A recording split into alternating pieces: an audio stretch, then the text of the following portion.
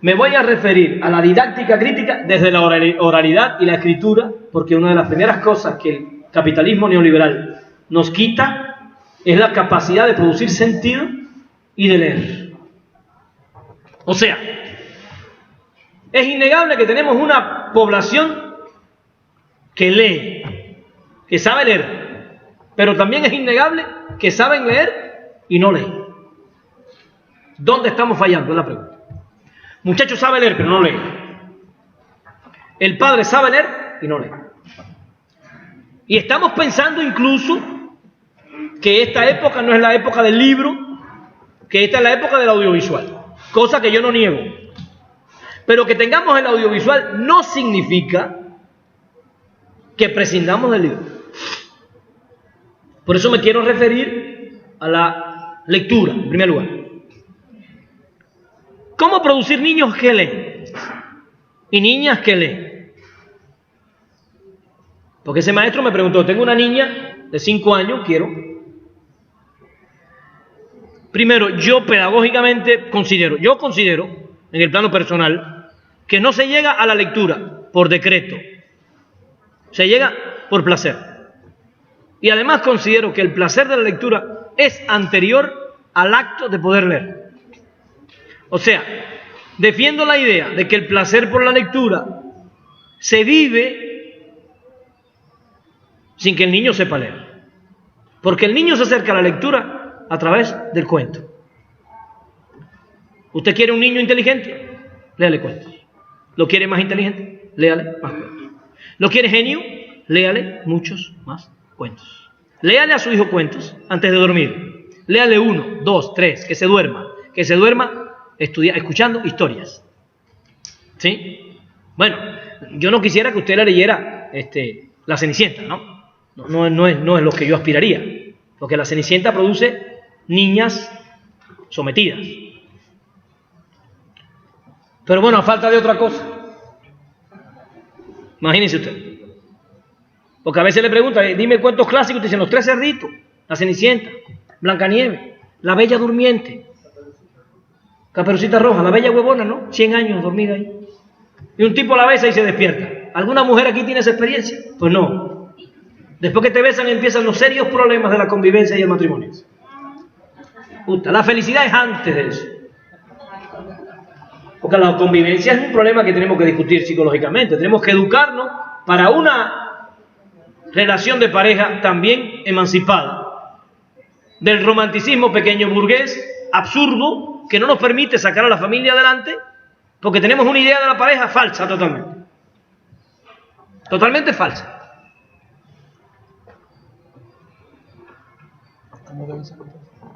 No, eso es un tema. El tema de la pareja lo dejamos para luego.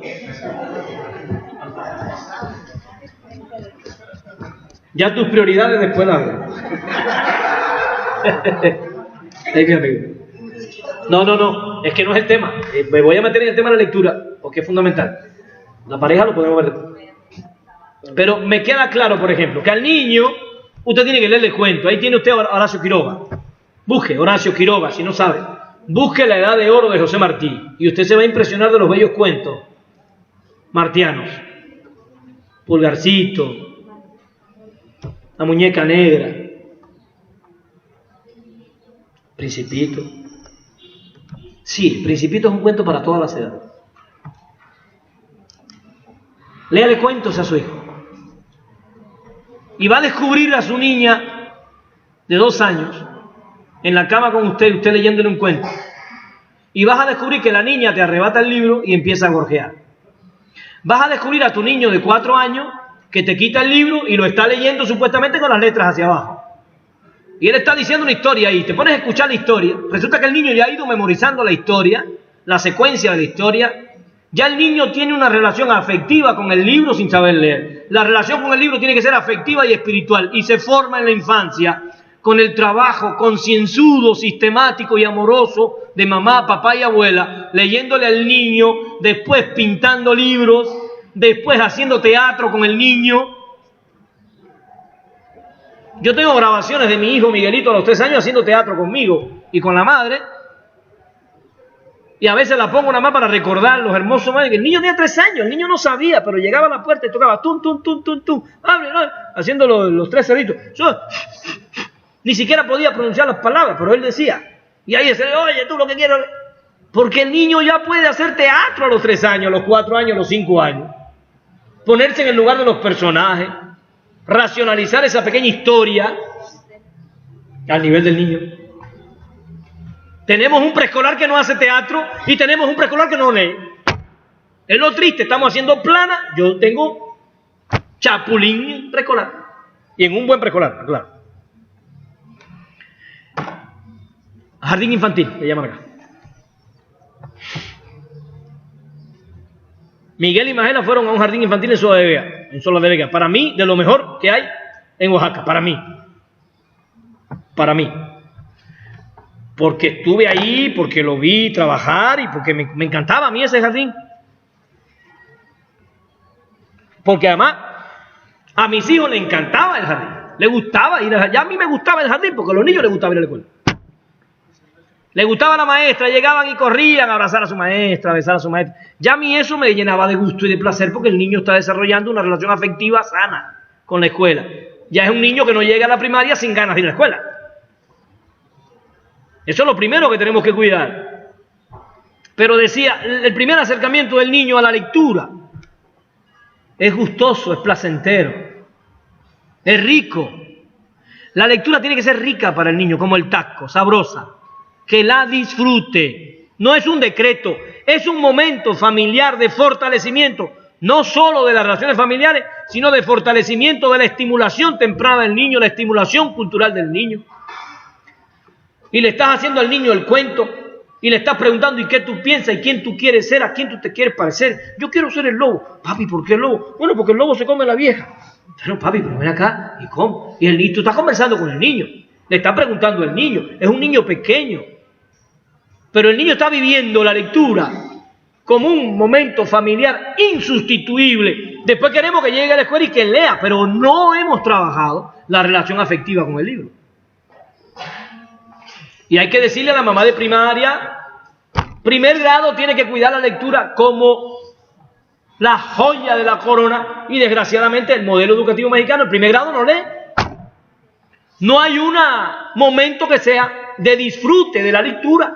Todo es una pinche clase aburrida, árida, acéfala, con un pizarrón, el maestro diciendo lo que hay que saberse y el niño sufriendo en el sillón. ¿Sí o no?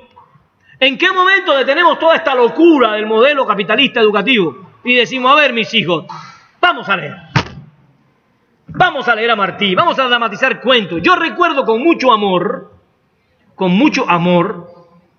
en Guajuapan de León, en el Jardín Club de Leones, que la maestra me invita a dramatizar un cuento porque los padres le tocaba a los papás una vez cada 15 días, un papá tenía que ir y hacerle un cuento a los niños y a mí me tocó.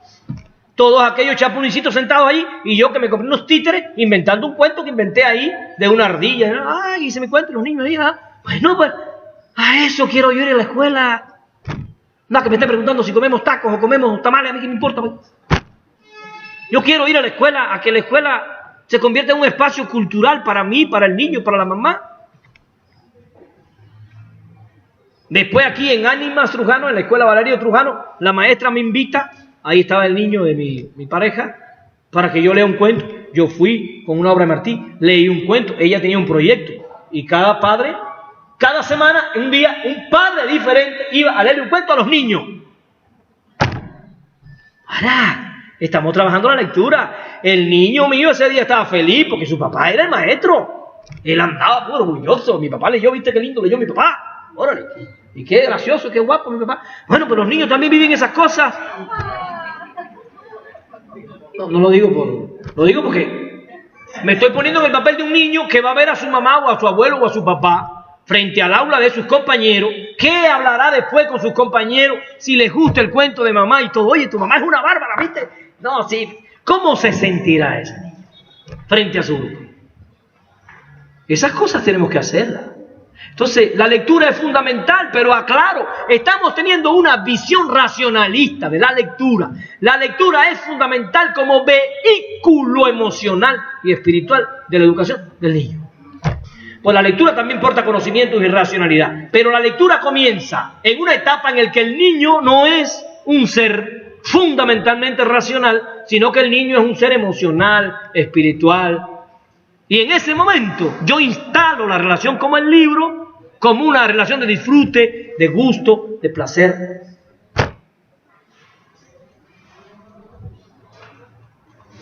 ¿No? Y luego, junto a eso, paralelamente con eso, solidariamente con eso, porque tenemos que hacer momentos de lectura en todos los grados, no solo en primer grado, también sexto grado tiene que leer, quinto, cuarto, tercero, segundo, primer grado en la primaria tienen que tener un momento de lectura. Todos los maestros tienen que... Mira, es más importante agarrarse una hora para leer un cuento que estar estudiando la oración y sus partes. Es más trascendental. No estoy diciendo, para que después no agarren un hilo de lo que digo, no estoy diciendo que no estudiemos la gramática. No sé que después digan, el maestro no quiere que estudiemos gramática. No. Yo estoy diciendo que es más importante la lectura disfrutada, la lectura comentada, la lectura que estimula la emocionalidad y los valores. Es más trascendental para el gusto posterior por la lectura que estudiar la oración, el sustantivo, adjetivo, los adverbios del lugar, de modo, de tiempo. Oye, a nadie le va a gustar la lectura porque se sepa los adverbios. ¿O sí? Ya me aprendí los adverbios, quiero leer. Eso no es así. No, ya sé lo que son los sustantivos. Ya quiero leer. Eso no es así. Entonces realmente... Y busquen ustedes en la televisión. ¿Qué programa fomenta la lectura? Ninguno. Busquen ustedes en internet. No. ¿Qué consumen los niños? No. ¿Cuántas bibliotecas te vende Telcel en sus teléfonos? Ninguna. Ahí lo que venden son juegos tontos ahí. Pues sí. El capitalismo no te va a desarrollar el gusto por la lectura, porque el capitalismo sabe que la lectura es peligrosa, porque forma personas que piensan, y las personas que piensan están siempre insatisfechas con el capitalismo, precisamente porque piensan. ¿Me estoy explicando? Entonces dije, solidariamente con el gusto por la lectura, solidariamente con el establecimiento de espacios de disfrute de la lectura hacia dentro de la escuela tiene que planear lo que el niño va a leer en cada curso escolar. No podemos seguir dejando eso al azar, a la espontaneidad, a la creatividad de cada quien por su cuenta. Esa maestra acaba de mencionar en Principito. ¿En qué grado se va a estudiar eso? Primer grado. Bueno, compañero, primer grado tiene que leer los cuentos de José Martí, La Edad de Oro, por antiimperialista, por culto, por sensible. Primer grado está trabajando los cuentos de Horacio Quiroga, ¿verdad? Tercer grado ya puede trabajar algunos cuentos de García Márquez, La luz es agua, El ahogado más hermoso. Nosotros tenemos que sentar a pensar y a decirle a los maestros, este va a ser el plan de lectura de esta escuela por grado, y cuando esta escuela se gradúe un niño de sexto grado, tiene que graduarse con al menos haber leído, al menos este niño tiene que conocer 30 autores. Porque entonces el niño va a llevar una libreta para eso. Lectura y disfrute de la oralidad. Autor que leíste, José Martí. Cuento que leíste, Meñique. ¿Y de qué trata? ¿Para qué? Para que el niño vaya desarrollando memoria y no le pase como al pinche Peña Nieto, que ni se acordaba lo que había leído en su vida. Porque no se trabajó pedagógicamente eso. No solo era burro, también lo burro lo ayudó, pero también no hubo método para que el pobre Peña recordara lo que había leído. Porque yo estoy seguro que Peña tiene que haber leído más que eso. Al menos en la escuela, al menos en la prepa, se tuvo que haber leído El rojo y el negro de Stendhal, ¿no? Digo yo, El jardín de los cerezos, La casa de Bernarda Alba, Papá Goriot, quién sabe, ¿no? Habría que ver. Entonces yo estoy proponiendo que paralelo a los espacios de lectura, la escuela tiene que planear la lectura como un espacio emancipador. Yo les voy a poner un ejemplo. sin arrogancias. Yo tengo un chamaco de 4º grado de primaria. 4º de primaria. Que ya se leyó a Riux, 500 años católicos y jodidos, y quedó impresionado con Riux. Él se ha leído ya a Martí, a Quir, todo eso que yo lo mencioné ya se lo leyó, ya él pasó por eso. Pero la semana pasada, no, la antepasada, le dije, te vas a leer este ensayo, porque empezamos a estudiar, yo estoy impartiendo antropología, y empecé a discutir con él antropología, el origen del Homo sapiens sapiens, y las 19 especies nuestras que fueron desapareciendo. Él se quedó impresionado con eso. Me preguntaba y me preguntaba, ¿cuántos años hace que bajamos de los árboles? De 10 millones a 7 millones. ¿Cómo se llamaban aquellos primeros? Homínidos.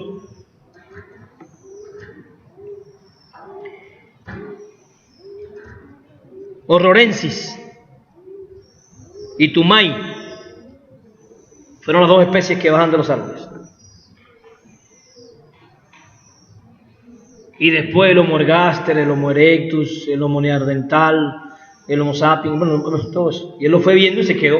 Vimos videos documentales, él ahí conmigo, mirando cómo conquistamos el fuego, cómo construimos, mirando incluso cómo construimos los dioses.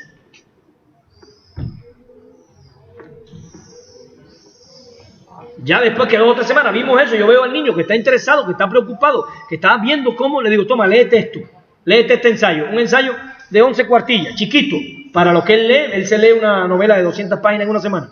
Moby Dick, por ejemplo, fue una novela que presentó en Sola de Vega. Moby Dick, que ya es una novela para adolescentes.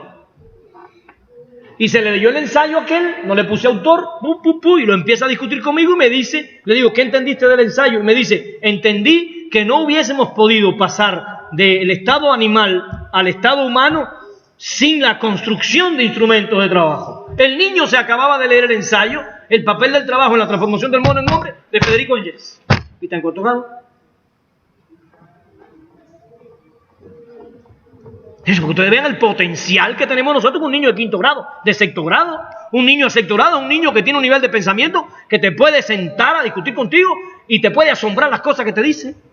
Pero la escuela no está lista ni está preparando eso, porque estamos nosotros aniquilando la inteligencia del niño en un proceso pedagógico instrumental, sin sentido. El niño no produce textos, no produce ensayos, el niño no escribe. En la escuela primaria mexicana el niño no escribe.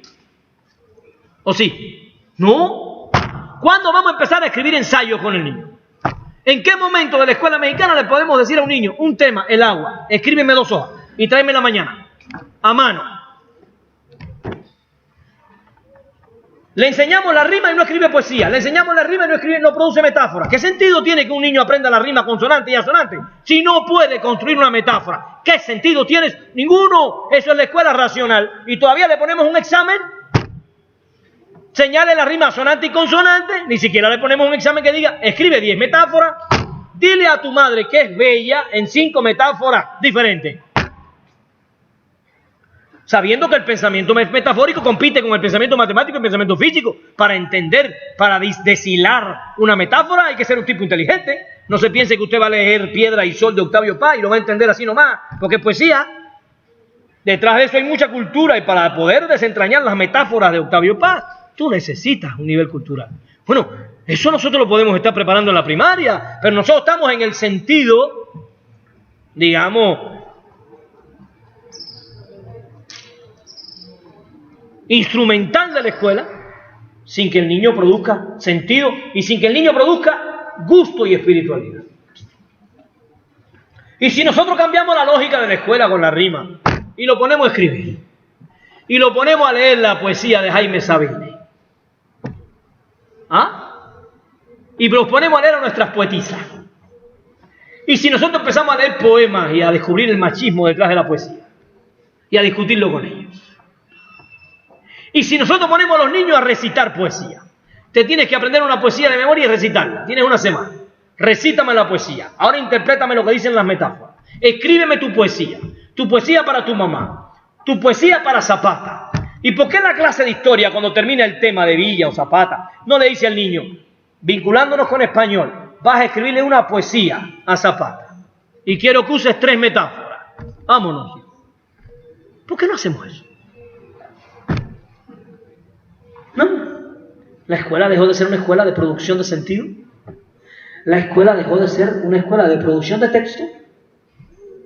Y la escuela dejó de ser una escuela que lee.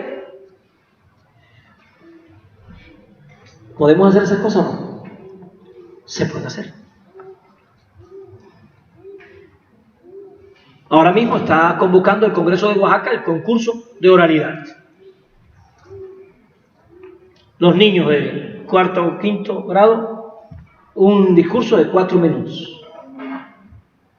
Nosotros no tenemos que participar en esos discursos. Nosotros no tenemos que participar en esos concursos. Necesariamente. Pero yo me pregunto, ¿por qué las escuelas primarias no establecen los concursos de oralidad como parte de su currícula obligada? ¿Por qué nuestros niños no están obligados para terminar el curso escolar a hacer un discurso de 5 minutos sobre un tema de los que se estudió? Y que eso sea parte del examen. 4 cuartillas memorizadas, expóngalo. Si un niño de primaria cada año expone 2 o 3 veces un discurso, primer grado, segundo, tercero, cuarto, primer grado, una hojita, 1 minuto. Segundo, 2, tercero, 3, cuarto, 4, quinto, 5 minutos, sexto, 6 minutos. Cuando ese niño llegue a la secundaria y el maestro le diga que exponga un tema, ¿creen ustedes que tiene algún problema con pararse frente al aula y decir lo que sea? Si él ya viene de una primaria donde él tiene que obligadamente hacer un ejercicio de oralidad y además sin PowerPoint, a pura memoria y sin papelitos de... Cuando ese niño llega a la secundaria y le dicen exponga un tema, lo que le estamos mandando para ahí es una manera poniatosca, que la maestra se va a quedar loca. Y encima el niño se lee 6, 7 libros al año cuando el niño termina el 6º grado. Con 5 libros que se haya leído al año, son 30, y se sabe los autores. Ese niño llega a la secundaria siendo un niño lector. Cuando en la secundaria dan un ensayo, para el niño es un juego lo que le están dando. ¿Sí o no? Y le dicen, escribe un ensayo. Para el niño eso es fácil. El niño ya pasó una primaria que lo trae loco, desarrollando su intelecto, desarrollando su emocionalidad, sus valores. Pero no tenemos eso en la escuela nuestra. La escuela nuestra es una escuela capitalista para la dominación y por tanto es una escuela acéfala. No produce sentido, no produce texto, no produce racionalidad, la aniquila, porque el sentido del capitalismo es aniquilar precisamente la racionalidad, la emocionalidad y la espiritualidad del hombre para dejarlo trabajando, como me decía ahorita él, ahí, tiendas de Francia, 12 horas la jornada laboral. Olvídense de las batallas por lograr que 8 horas fuera la jornada laboral. Tenemos gente que trabaja en esas tiendas 12 horas y gana una miseria. Y no se puede ni defender, porque no tienen ni sindicato. A ese nivel hemos regresado en los derechos de los trabajadores en este capitalismo neoliberal. Repito, sin educación no habrá cuarta transformación. Miren, la cuarta transformación es esto que estoy explicando. La cuarta transformación real es un niño que lee, un niño que escribe, un niño que piensa, un niño que no se deja conducir por prejuicios y por creencias. Esa es la verdadera cuarta transformación. No es esta. Entonces yo creo que el tema de la lectura es un tema fundamental, que tenemos que retomar. Y para cerrar el tema de la lectura, como estoy hablando de los niños, me imagino que se dan cuenta que también tenemos que tener un proyecto de lectura para padres y un proyecto de lectura para maestros. No sea que pensemos que los maestros con los 3 cerditos resolvieron el problema.